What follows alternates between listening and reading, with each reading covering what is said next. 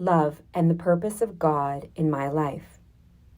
Sometimes God's purposes in our lives come to us as a process of slow revelation.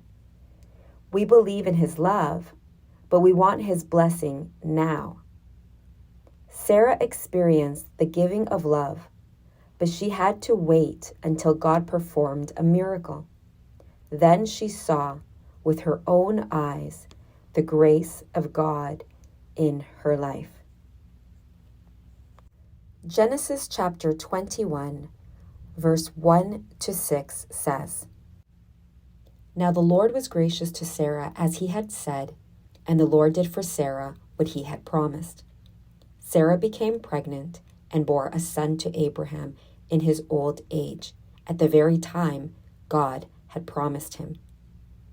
Abraham gave the name Isaac to the son Sarah bore him. When his son Isaac was 8 days old, Abraham circumcised him as God commanded him. Abraham was 100 years old when his son Isaac was born to him. Sarah said, God has brought me laughter, and everyone who hears about this will laugh with me. God's giving love is signed and sealed in grace. In fact, the glory of Sarah's life can be summed up in Genesis 21, verses 1 and 2. The Lord was gracious to Sarah, and the Lord did for Sarah what he had promised. Sarah became pregnant. Here, then, is the odd, irrational schedule of God's giving love. When Sarah is past the age of having children, when she is physically incapable of pregnancy, God acts in her life. God gives Sarah a son.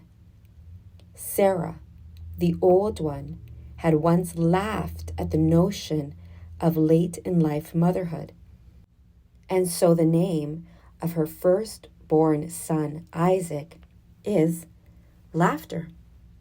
She found that God's promises may sleep a while, but they are never silent forever. Now, at an age when the other women gaze back across the years to the infancies of their grandchildren, Sarah holds her firstborn. She can see that God is love. She can see that God's heart of love compels him to give. And she can understand that God has revealed to all humanity the words grace and gracious are related, and grace in its best reduction means gift. If we say grace before a meal, we are thanking God for his gifts. If we say a ballerina has grace, we mean she has been given the gifts of poise, balance, and interpretation. If we say that God is gracious or full of grace, we mean that God gives gifts to his children, gifts not deserved, but given to enrich us and establish our knowledge of God's giving love in the center of our souls. At the moment of this insight, we are changed forever. So then, how are we to view the purpose of God in our lives? God desires that our bodies be the emissaries of communicating his love. Our feet are to carry his message. Our hands are to break his living bread.